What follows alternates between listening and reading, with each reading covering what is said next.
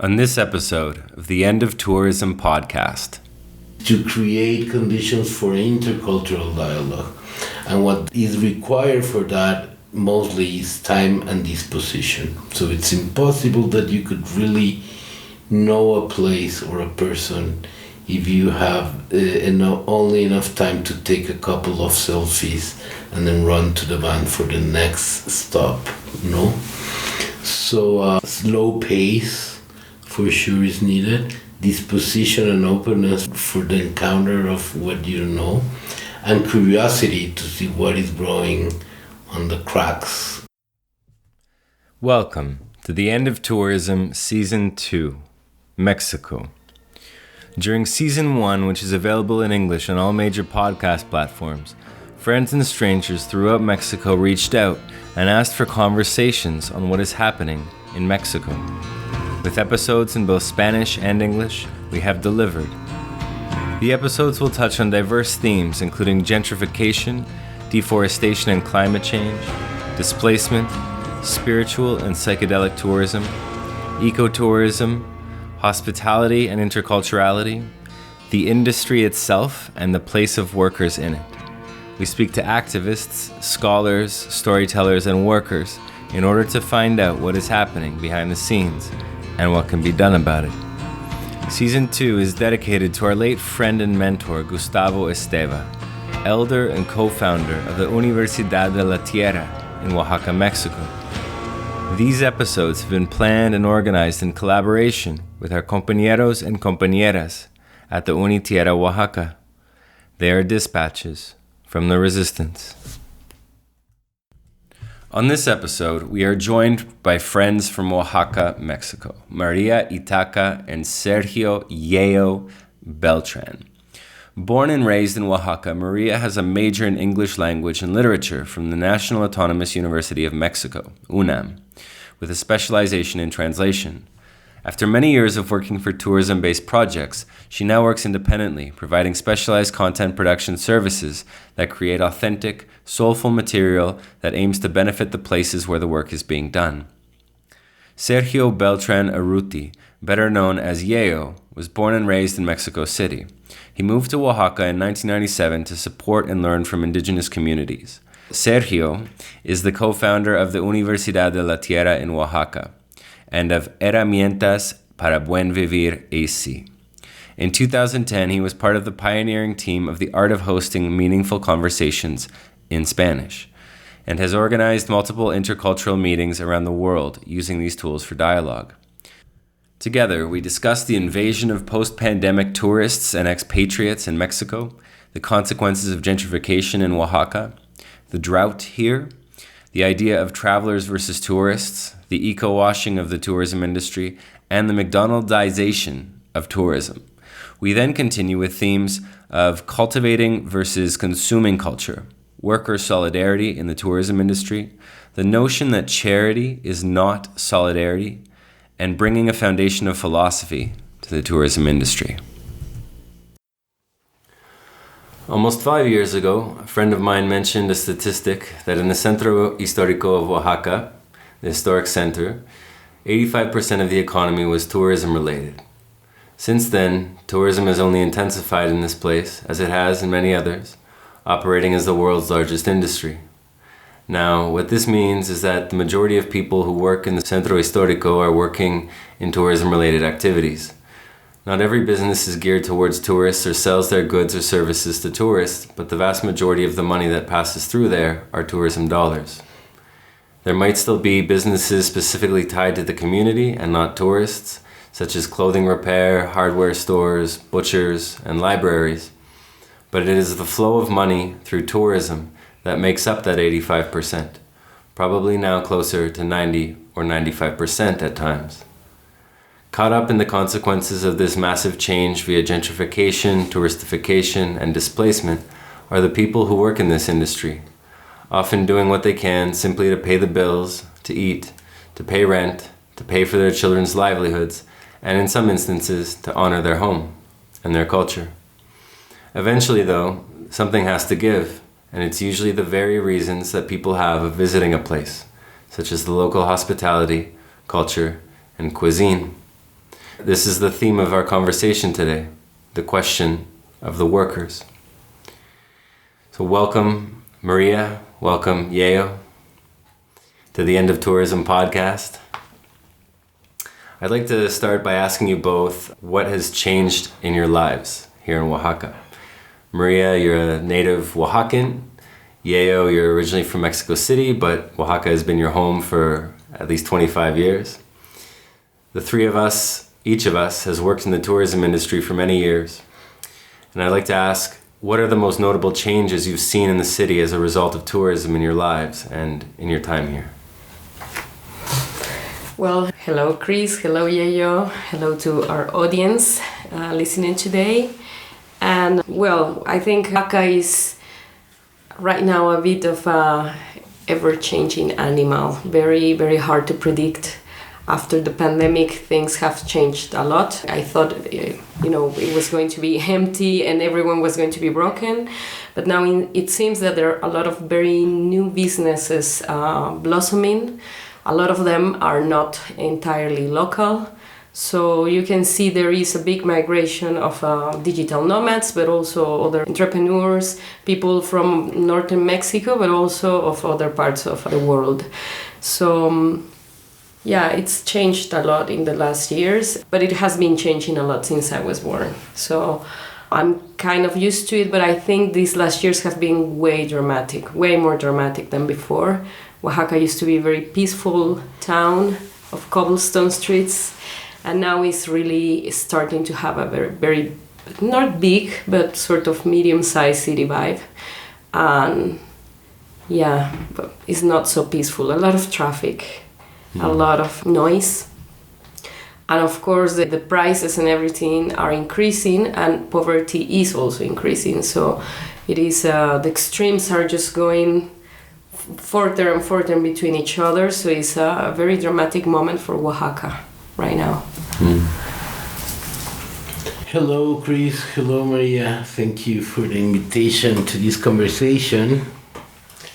I will say, adding to all what Maria have mentioned, I will say it's also the change in the local businesses is very notorious as well. In the last 10 years, I've seen disappearing a lot of local shops, and I think we were all proud of living in a city where your main shop for food was the local market.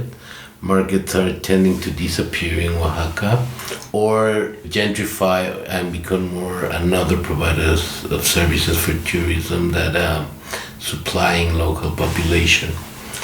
And the demographic have changed a lot. And there's not only because of these snowbirds that we already had in the past, now the digital nomads that are taking over with all the gentrifications that come with that, but also the local migration from rural population coming closer to the city to get involved, getting jobs, cheap and terrible jobs, mostly in the industry of tourism. And as I was listening to your introduction, I was thinking that what had happened in Oaxaca, especially in this city, but also other points of the states, like certain cities in the coast or in the Isthmus region, where tourism became the main economic activity, is that the whole economy, the whole local economy, is satelliting around the season and the fashion of tourism. Because even if you're not a direct provider of tourism, your main clients that are the neighbors, their income depends on the flow of cash that come with the tourists. So that's a big impact that I have seen. And in the peri-urban area as well, we were lucky enough to have a very rural periphery of the city and peasants communities surrounding the city that more and more are transforming Beltran in a very speed way into dormitory hometowns. The people that live there go back only to sleep because they make their life and their work in the main city. That's what I will put as the main changes for now. Yeah, and also I would like to add, it doesn't seem to be planned. None of this, specifically when it comes to urban planning. It's growing, but there are no plans to actually, develop the city in a better way. So all these rural places that Yeyo just mentioned are just growing up, but not, aesthetically or, friendly to the environment. So of course you can see a drastic shortage of water. Of course, global warming is everywhere, but now here the season, Oaxaca has a sort of eternal spring weather. But right now, like in March, April, and probably right now in summer, it's really, really intense. So, of course, a lot of the water is becoming priority to sort of arrive to these hotels in the historic center, leaving all these areas around the city that are becoming the slums, some of them, without water. So of course that is a huge impact of the quality of life of locals mostly. Yeah, I remember being in one of the markets in the historic center of Oaxaca maybe 4 or 5 years ago, and they just finished some reconstructions on the market, and the sweet women who were preparing breakfast for me had some photos of old Oaxaca, black and white photos up behind them. And I noticed one, and I asked them if I could look closer, and they said, yeah, sure, go ahead. And so I took a closer look, and it was a photo of campesinos or peasants in the Etla Valley, just outside of Oaxaca City, working in their fields. And their fields were flooded and inundated with water up to their knees. Okay, and then I asked the woman where this was from, and she told me, and so this was one of the two major rivers that flow into and through Oaxaca City, the Rio Atoyac, which today is basically, at best, a sewer. Has very, very, very little water, which is, the translation we would refer to it in Spanish as black water. But not even, 50, well, I would say maybe 70, 80 years ago, that river was full to the extent that it would have flooded in the rainy season in order to nourish the soils of those towns. And today there's almost nothing left, apart from the sewage, really. So it is a huge problem here, and I'm sure in many other tourist cities as well. I'd like to ask you both what it's been like for you two working in the tourist industry in general and here in Oaxaca. What might be some reflections that you have about your time working with tourists and with other guides? Well, I've been lucky enough to always been a bit of the captain of my ship. So I have always had the chance to sort of guide my own rhythm. But I've also had the opportunity to work with other guides and with Yeyo somehow, not strictly in tourism, but related. And I would say that there are two sides of this tale, of this story. And some is a very more artificial sort of concept of tourism, more stiff, more rigid. But also, on the other hand, we have a more playful tourism, playful in the sense that they are more curious, they want to know other things, and I would like to call them travelers rather than tourists. So I think there are these two sides of the story, but I think the tourist side, the bad tourist side, is prevailing mostly, So of course I've worked with guides that sometimes just throw at you all this data and very, artificial experiences, or that are very keen to please the tourists without actually, asking them to leave something like an intangible impact. I'm not meaning only money. But there are also others that find some spaces to, create more interesting proposals, where more hands-on experiences.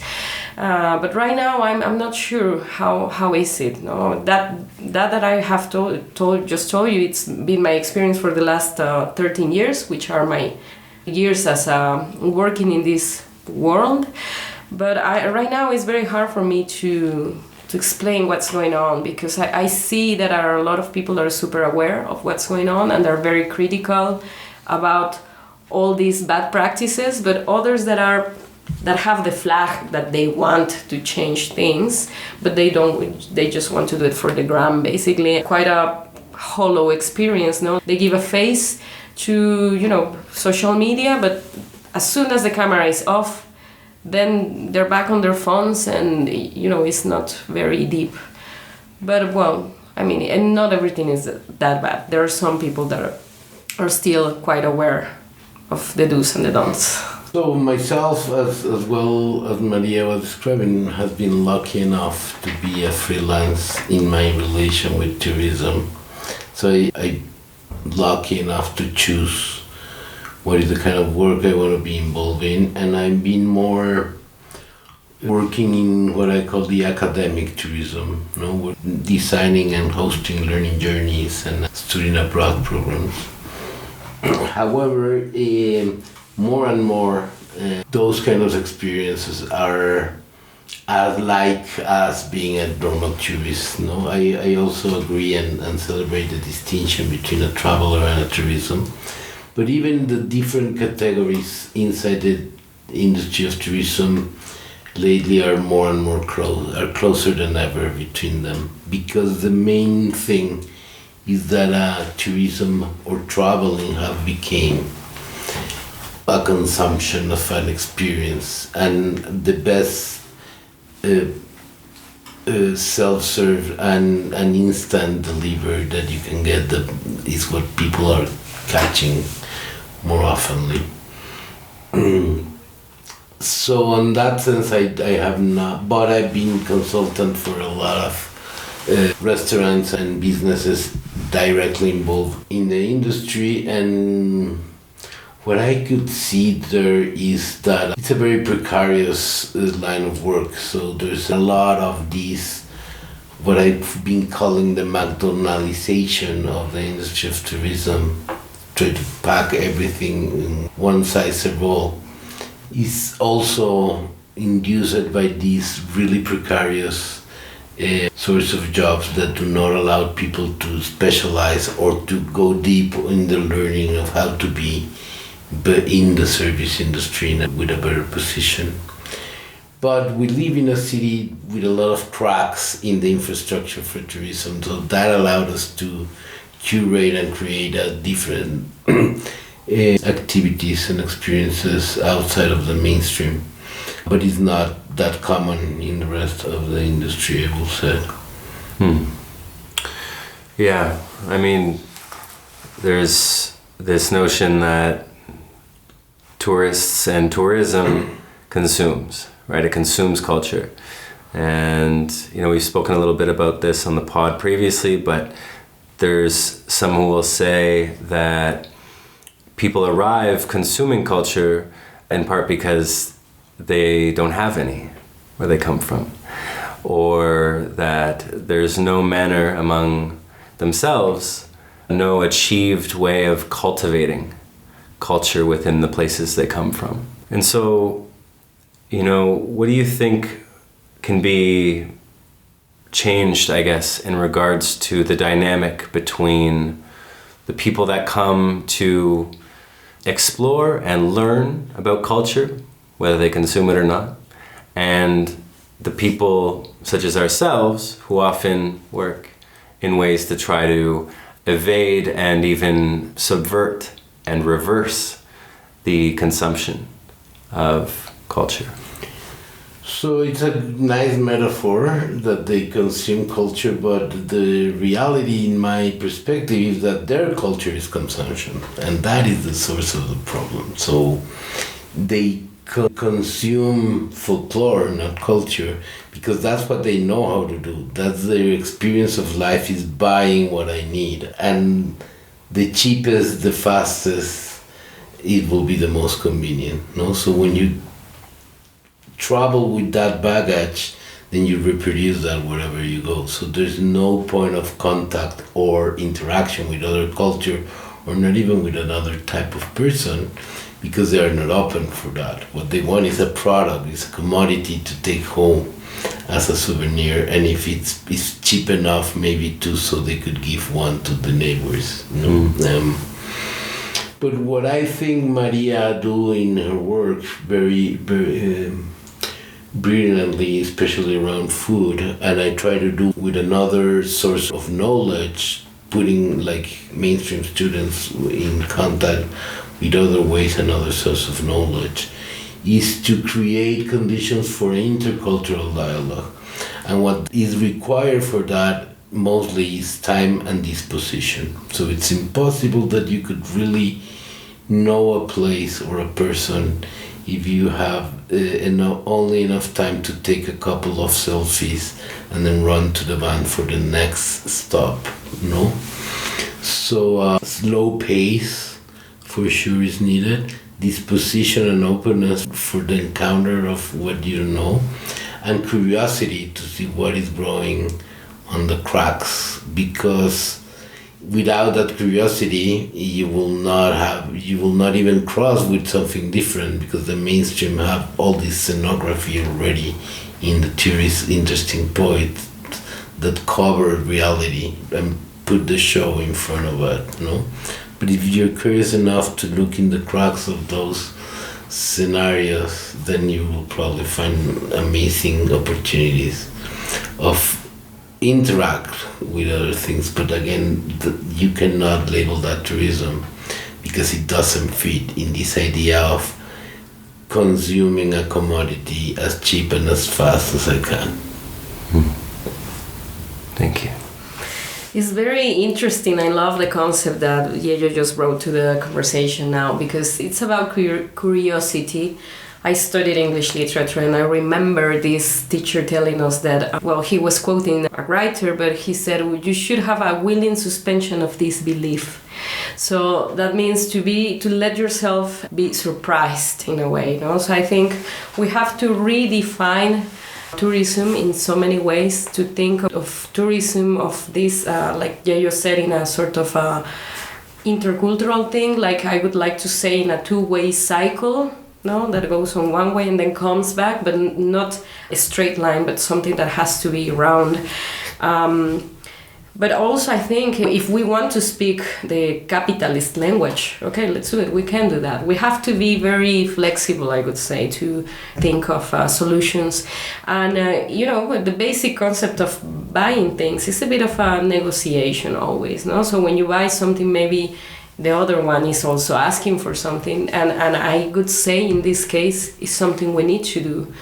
We don't have to be passive service givers, you know. We can actually say, okay, you want to have this, but as an exchange, we need to do other things. And this is why I like to work with food, because food is the key for people to actually receive something, but also for the cook or for the other one who's on the other side, and their reaction, the comments, is a way to get something back. So, exactly, a contribution. So I think we need to do that, but we also need people to be aware, and that goes particularly for a tourist or people willing to arrive to a culture, to understand the context of this culture, no? And in this case, in Mexico, sometimes people say, oh yes, Mexico is such a chaotic place, and they seem too aware to the point that they start romanticizing our chaos, no? And I don't think we should romanticize our chaos, but we should be aware that sometimes the tourist services are so keen to please, but they're keen to please because they really want to thrive, to survive, to keep going, and you have to be aware of that and not take advantage of it. And sometimes for the people here, it's very hard to set boundaries sometimes. So it's very important for the ones coming to be aware, but I would say for us here, and that's something I think Yeyo and I have done before, to sort of say unapologetically, say, okay, stop, let's have a break, let's understand, let's create another way to do things. Yeah, well, I'd like to touch on the political culture of Oaxaca, which also very chaotic, it seems at times, but specifically the notions of solidarity that exist and that were on display very strongly in 2006 when the city was occupied and most, if not all, government officials and institutions were basically kicked out of the city. And so within these notions of solidarity that have existed for a long time, not just within the city, but certainly in many of the villages in Oaxaca state and beyond. How do you think that people working within the industry might be able to honor that sense of solidarity between each other, right? Even though a lot of them are in many places coming to only work for maybe a few months at a time, the high season they call it, maybe they're not from the place that they're working in, right? Which makes these things generally a lot more difficult when the worker themselves sees the place as temporary. So what kind of actions might we be able to take as people who work within the tourism industry, or who are at least touching it, the peripheries? How might we contend with this together? Because at the end of the day, you know, if tourism is 85 to 90% of the historic center of Oaxaca's economy, the workers have a huge say in what happens there, right? Or at least they can, or they could. So what are your thoughts on that? Well, it wouldn't be very Oaxacan of me if I don't say we have to close rows together, you know, in the sense that spreading the word, communicating our experiences can always be interesting. No, Oaxaca, in a way, I always say to people coming to Oaxaca, Oaxaca is in the strict sense of the word a communist state. Communist, not meekly speaking, but where community is very important. So if we want to honor that spirit, maybe we should just, you know, talk to a peer and say, hey, you know, what's your experience? Have you felt like you don't have a certain security in your work or in your job or things like that? And sometimes spreading the word, a one-to-one thing. I would like to give you an answer that will solve our problems at once, but I don't think it's very realistic.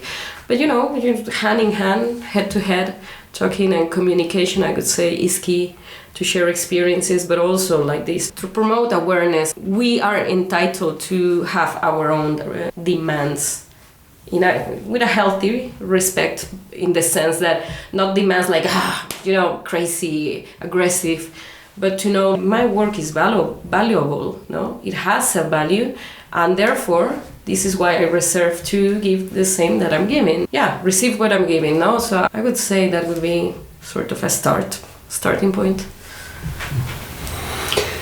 Sorry to be the party pooper here, but I don't see any possibility of solidarity in the sense of working class identity in the industry of tourism, nor in Oaxaca or any other part of the globe, because as very few industries, tourism really understood the paradigm of the capitalist system of the moment, that is, work with precarity in a scenario with endless demand and very limited offer and in their control. So the formal workers in the tourist industry are probably the workers with formal workers with less social services in Mexico, and they don't even want to dream about fighting for them, because that implies them to stay in a work that nobody wants. And it's not the main illusion of anyone to be the waiter of a grand hotel, or to be serving tourists, or cleaning their sheets for the rest of their lives. So nobody see that job as an attractive position to do a career or to ground on. And we're competing with the other one, because I know that there's 20 people behind me that want my job. So I would just want to resist as much that to get enough to jump to the next better job or better income, not even a better job. And I'm pretty convinced that the big majority of the people that work in the industry have the illusion that they will go out at some point of it.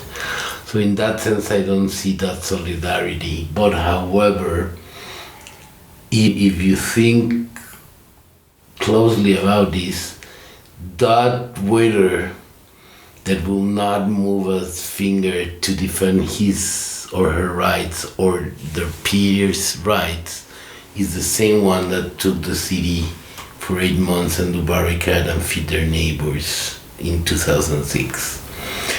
But it was not being a waiter, it was being the neighbor of their barrio, and that there's a sense of belonging and solidarity. If there's a social fabric that is needed for solidarity to be expressed, it is not charity. Solidarity is not charity. You don't mind who you give your charity to, you just want to clean your soul. And so whoever receives the coins, it doesn't really matter. When you're giving solidarity, you know who is the receiver of your effort or of your sacrifice. But the industry is designed to not allow that to happen for the lack of identity and because of the speed that staff and consumers change, no? Like, awfully tourists remember like the magical place, a hotel room or a restaurant, and they come 2 years later and it's totally different to what they remember because it's like the magic of the moment. It's the same at the job level. It's the excitement of the moment, but you learn what you need to learn pretty fast, and then you need to do it as quick as possible and as cheap as possible. So you don't want to stay, and they don't want you to stay in the work. So I feel it's precarious kind of on design of the industry. It's a requisite for it to maximize profit, to have cheap workers that are moving all the time, have no intention to stay. I would like to add, I don't think you're being a party pooper, Yeyo. I think you're like the angel of reality. Let's put it that way. I mean, what you say is very interesting. No? I think we have to be realistic, and you are introducing a dose of reality, and I think it's true. No, people are tired. Right now, especially economy all over the world is crazy, inflation. So of course everyone wants to rescue themselves first. And like you said, you need a social fabric in order to change or create this community feeling, of course. And I think I always like to never discard all the possibilities. And sometimes our greatest challenges can be our greatest allies as well, no? And I think social media is a necessary evil at some point, because it has very, very bad consequences. But I would say lately I've noticed in Instagram there are a lot of pages that are some are quite radical, but very interesting, like raising questions about tourism and colonialism. And so maybe through them to find these spaces where people we can reignite these feelings of the waiter over there and try to sort of transport this feeling into their jobs in their field, and to bring as well a bit of philosophy, like a philosophical foundation for the industry, where we start seeing this service as a way expanding our culture, but also making others to understand us better. Historically, I think the world has adapted with all the colonized countries, and it's a good way for us to say, okay, this is us, and you are not really understanding us. So maybe, we have to, raise from the ashes. I think he's posting a very true reality that we have to acknowledge. It's very interesting what Maria have just said, because the concept of service, it's curious because it's supposedly an industry of service, but that is what is not there.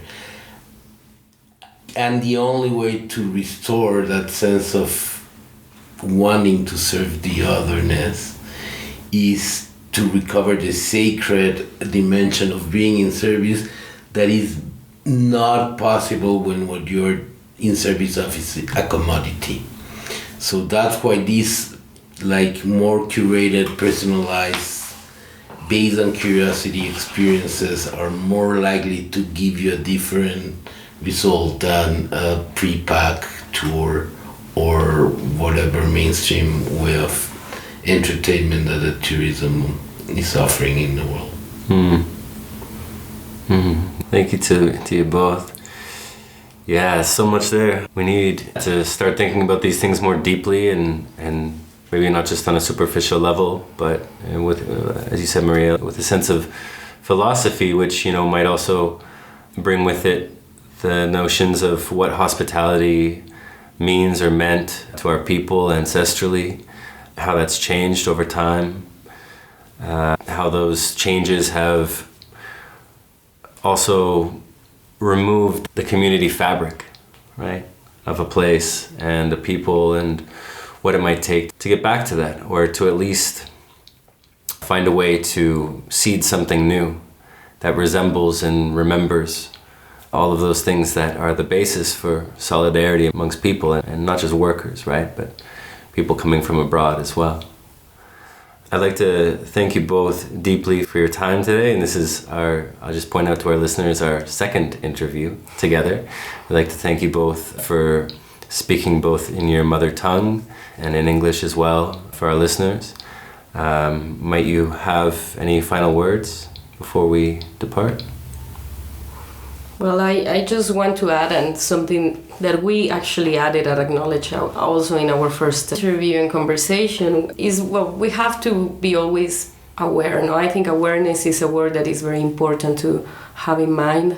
I might sound very romantic now, I don't know, but I think to be aware of things, awareness is important, but also to remember we're all human beings, no, and we're all flying birds at some point of our lives, and you can find the other through you, and the other can find himself or herself through whoever is looking at. So I think in the end we have probably the same joys and pains, so it's important to leave that clear despite our cultural differences. So that will be a way to start changing all these concepts, transforming what we think, what we have taken for granted for these years. After the pandemic, I think it's the moment to redefine a new world, and it's a very good chance to do this right now. Thank you. Thank you, Chris and Maria, for the conversation and the invitation to be in contact with your listeners. I was thinking about this reciprocal loop of interaction that Maria is proposing, and I think that there's two things that is essential to have present to attempt to this different kind of relation between the foreigner that travels to a place and the locals. The first one is curiosity for both parts.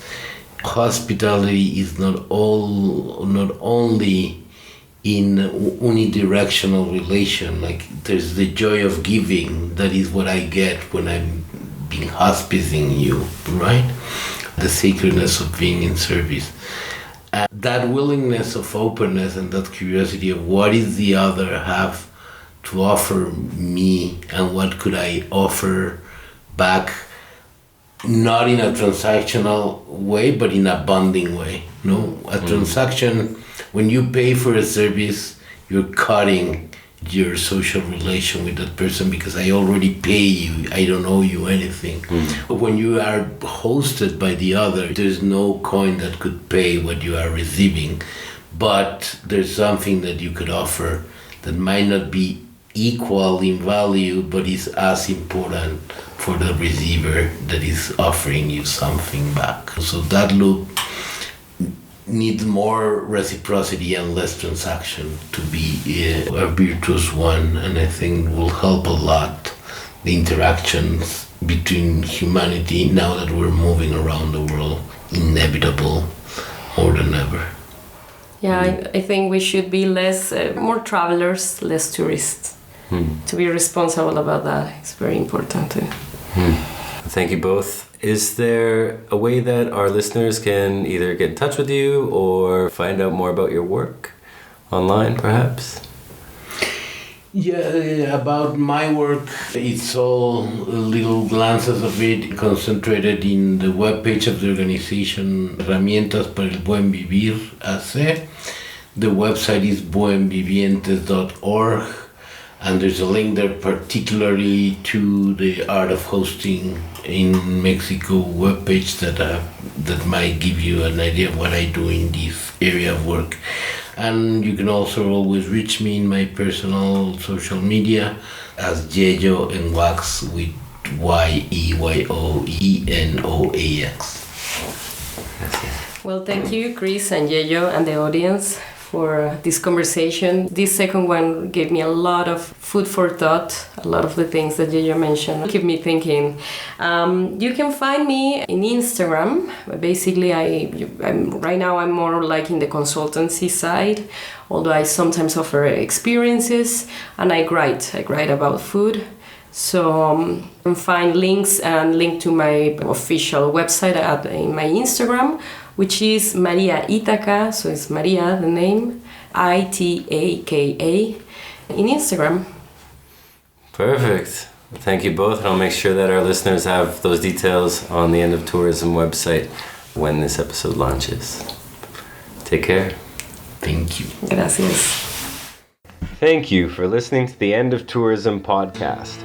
If you'd like to get updates on new episodes, click subscribe on Spotify, Apple Podcasts, or wherever you're listening. You can now support our work, ensuring it continues and joining the conversation via our Patreon account at patreon.com/theendofTourism. That's patreon.com/theendofTourism. You can also follow us on social media under the handle The End of Tourism. Until then, farewell, friends.